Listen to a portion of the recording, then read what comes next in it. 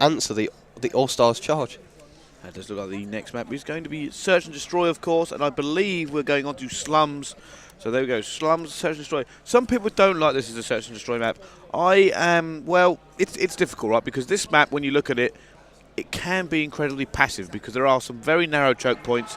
The defending team usually has the advantage, and unless the attacking team get at least a kill to sort of break a little hole open for them to slip through, they just can't do anything, and it becomes down. Usually you see players waiting for the last 30 seconds to even attempt to go through. Yeah, I don't understand that strategy either, personally. This map, I feel, as an attacking team, is all about picking up an early kill, just giving yourself that numerical advantage, because Slums is so difficult to attack. There's 3 choke points, 3 funnels into the main bomb areas, so realistically all you need is 3 players guarding each area, and it is almost impossible to plant the bomb. Yeah, of course it is, and you know what? It's why I think we keep seeing snipers in S&D. If you can make that critical kill, yeah, just catch someone off guard. Just see someone peeking, pick off that one shot. You've automatically just weakened their defense, maybe enough that you can get through. And you know what? I think that's what Impact. Speaking of the other Fariko team, Impact struggled on this yesterday. They don't play it that much in America, but suddenly, I mean, first of all, the 6-1 they lost that, I believe, yesterday, and then all of a sudden they come back. They started winning it, and you know what Parasite said? I started to look at it and try and make strategies, because I actually saw yesterday when I casted one of their games, they didn't know the setup of the EU teams with these choke points, and they suffered for it, because the EU teams quickly realised that and started pushing through the holes they had left. And then, like I said, you watch them very quickly. The next time they played it, they understood it, like, all right, when we're on defence, we've got to hold. Yeah, that did really impress me about Impact yesterday. I was watching the game versus Dragons from here, and they seemed to pick up this map so quickly. And back to what I was saying before, it was Parasite and I think it was Karma sniping, just picking up those early kills, trying to give themselves the best possible chance of getting the bomb down. And it all came down to the final round, 5-all. Yep. And just by picking up those scrappy kills, giving themselves a numerical advantage, they got defence and took them out. Oh, most certainly so. And you know what? That's the great thing I like about this game is because you have that perk where you can take 2 main weapons. We see a lot more snipers because people feel comfortable like, I can take a sniper, but I can take an SMG if I'm going to need it. Or I can take my AR as well. You're not forcing the advantage of having an SMG in your locker, getting to that point faster, whipping out the sniper and making that kill. But it just changes. This pick 10 system means that a lot more variety comes in. This is probably the most variety we've ever seen on a Call of Duty in an awful long time. So it just makes, like I said, it's also one of the reasons that between games like now we have this break, because the players, they have to change everything. They're sitting there going, I need everything in my arsenal to counter whatever the enemy team might have. Yeah, precisely. I'm a massive champion of the pick 10 system. It brings a whole new dimension to the way competitive Call of Duty is played. Yeah. Masses of diversity, and like you said, teams have to adapt to different game types. So you'll see teams running different score streaks, different perk sets, maybe a completely different composition of perks altogether. And you know, that's so different to what we used to be in the EU. Yeah, it was pretty much regimented. Used to be pretty much 3 perks, more or less the same guns. You just maybe play it slightly different. Now, like I said, they have to change all the other things. They need to make sure they've got EMPs, cold-blooded. If they want their dual bans, smokes. Because if they don't, and they don't counter something the other team has, they're going to be in serious trouble. Yeah, precisely. And the introduction of more attachments, thermal, things like that. You'd be lucky if you saw a silencer on Modern Warfare 3. It was so... Every team, there was a way of doing things, and that way only. Yeah. Now we're going to jump on board. Starting off on the attacking team, it is of course going to be the All-Stars, and we're going to jump on board with Rush. Quite a slow start from them. I think they're trying to pick up a kill. Let's have a look if someone actually has a sniper. They do. Crazy has got that sniper for his team. It looks like Torres is trying to find with a sensor grenade. I think that was actually taken down. He also has a sniper rifle. Like we said before, scrappy kills. He needs to pick someone off, and he is looking. What has surprised me so far this round about All-Stars is that none of them went to blue to break glass immediately. And if they decide to push A later on and they smash the glass, it's going to give away their position. That's something that I'd expect a top team like this to always do straight off the bat. Smash the glass. The other team know where you are.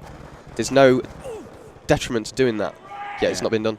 And there we go. We actually see Torres just getting taken down before he can get any sort of kill. Advantage to Dragons now. There we go. It's exactly what you just said, Rosso. He smashes his glass. They know exactly where he is. He has the problem. There we go. Now he's got to smash the glass. And I wonder if he's going to use that for bait. Fizzy is there.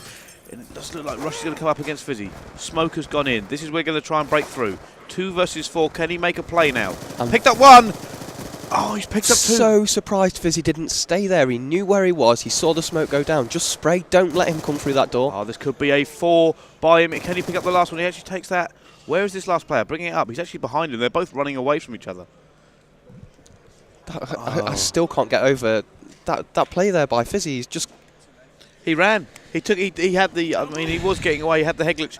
But he wasn't in the right area, and then his teammate was slow to react as well, and it just meant that Rush was able to pick up 3 kills. Actually a great player by the other team on Dragons. He went, you know what, I'm not having any of this. Yeah. And he just ran. He ran for safety. He went, you haven't got enough time to plant that bomb. I know that. You know that. I am out of here. Who was it that was last alive then?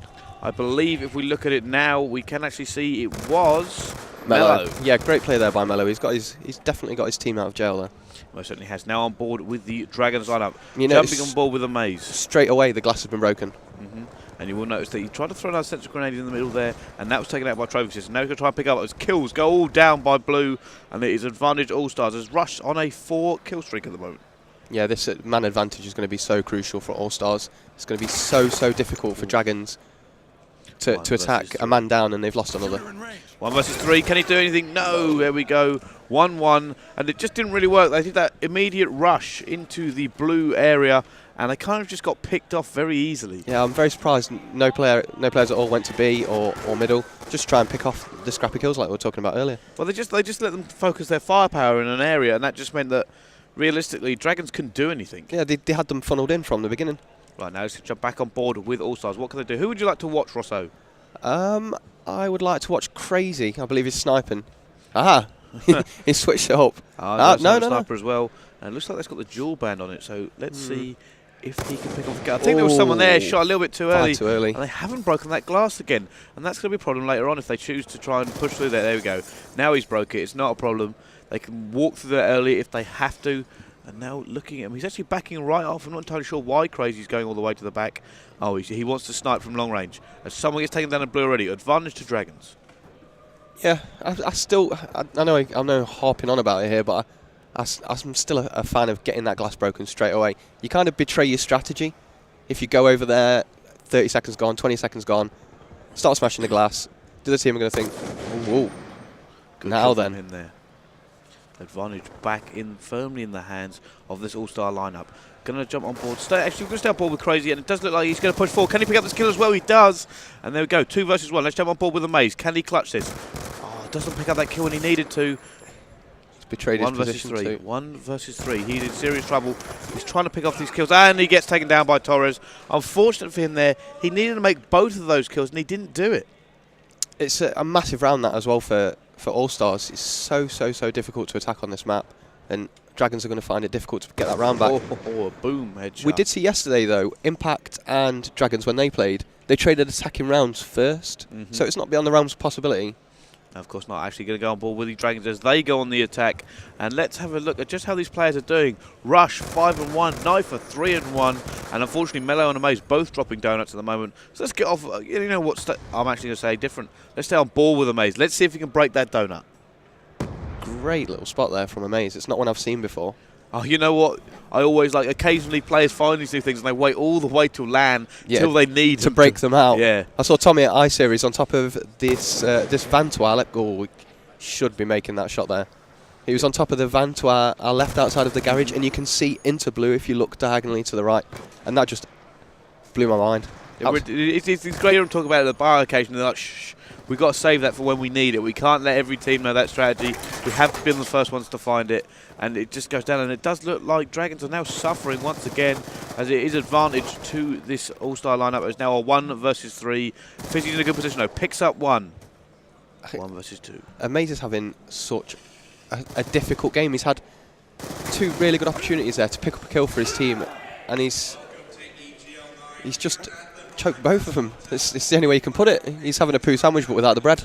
Oh yeah, he's not having a great game, and it does look like All-Stars is just sort of dictating the tempo. I mean, there he was pinned in, and you can actually just see him banging shots in because they had nowhere to go. He was in blue. He either had a back off, he didn't have the bomb, and it just was not going well for them.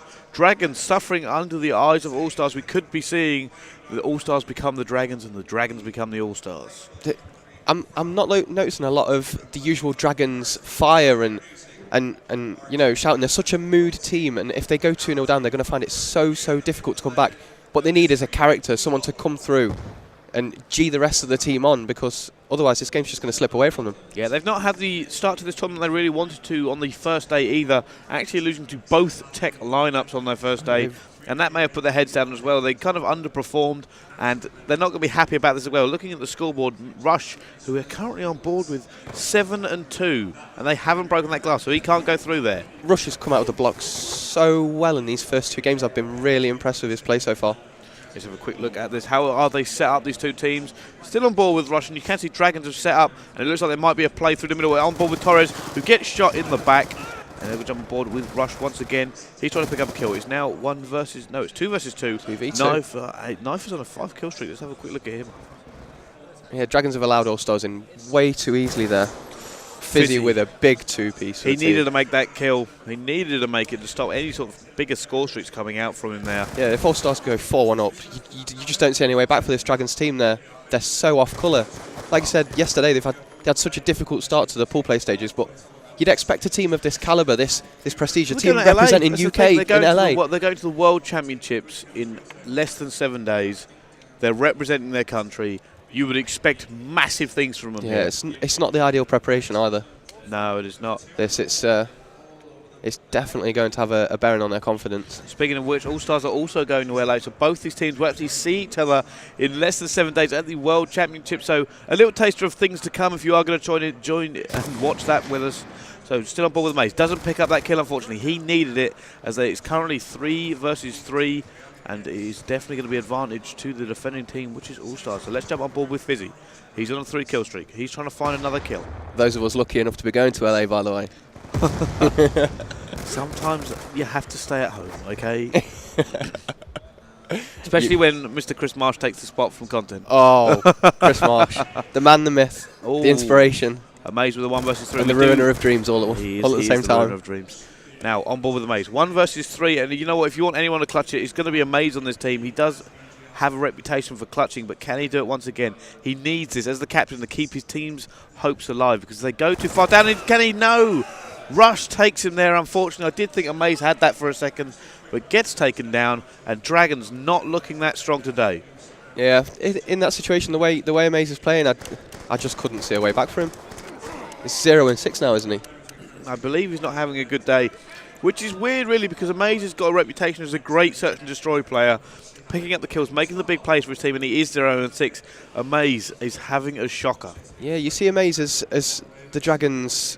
He's their rock. He is their backbone, and he's the captain of that team. He's the loudest. He pumps them up, and if he's having a bad game, he's not going to be in the mood to scream and shout. No. At this point, you're looking for someone else in the team to step up. Take the initiative and fire the rest of the team up in AJ's absence, because if you're going 0-6, anyone's going to find it really difficult to motivate themselves in that situation. So now on board with Rush, and just look like he's trying to put something over there. And you can see, this is what I was thinking about Slums earlier. It's difficult to get going once you get into this sort of stalemate, unless you can pick up a kill. There you go. He's actually broken the glass and let them know where he is once more. And now, can you see this? Can he get taken? Wouldn't be surprised if that's Fizzy. Yep. How did he take that kill? I thought he was in a lot of trouble there, but they've taken it, and it is actually now going to be advantage to them, as Luke has to do a 1 versus 4 to keep. He is behind them, though. He is behind them. They're all kicked off so quickly. All-Stars actually all pushed at once, and they are explosives down. Oh, Torres takes him down so easily. So easily, and All-Stars are making Dragons look bad at the moment. Yeah, that Scorpion is lethal up close. You're only backing 1 person in that gunfight, and that was huge Torres. DPS. It's just ridiculous. I said a little bit less controllable than some of the other guns over a medium range and even a long range, but up close, the sheer firepower that thing puts down, you've got to back it in things like that. So let's go. On board with the Dragons, what can they do? Let's stay on board with Amaze. Let's see if he can get off this donut. He's not going to want to end this game 0-8. He's still rocking the sniper, I'm not sure. I don't know, I think he's just running that M8A1 at the moment. We'll soon find out, though, as Torres picks off the first kill, and that's not good. Oh, he survived that by the skin of his teeth, and it is still 3 versus 4. Was that the trophy system shooting that out of the air in front of him then? That might have been, actually. I'm sure that's what just happened. There might have been. I thought that might have exploded earlier. It could have been either, but somehow he survived. And luckily, really, because at the moment they don't have the numbers, and they don't really be able to push forward. However, they have actually taken it down now. They spotted a couple in the statue. They now have the numbers. They got a few quick kills there. There we go. 2 versus 3. Amaze needs to make this. This is such an important kill. Oh no, 1 versus 2 now. Numbers keep changing. Fizzy needs to make these couple of kills. If you were to back anyone in this situation, though, it would be Fizzy. He's been by far the best player so far for Dragons in this series. Point out, if Fizzy doesn't win this, oh, RCXD. And I will say, when it comes up, you will have to look at this scoreboard because Amaze has had an absolute terrible game. He is not going to be happy with that. Some world-class driving there by Rush. Certainly so, and you know what? We rarely see an RCXD pick up a kill here on so many people running Flak Jacket in S&D. So rare, but let's have a quick look at the scoreboard when it comes up at the end of the game and see just how these players broke it down. Now you can see Myth Rush 14-3. What an incredible play. And I do have to point out Amaze, the captain of the Dragons team, at 0-8. Not a single kill in 8 rounds. I genuinely cannot believe it. This guy is known for being good at S&D. This guy's known for clutching, and he didn't bring his game this morning. That's got to be just such a mind killer. He's got out of the wrong side of the bed, or not got out of bed at all.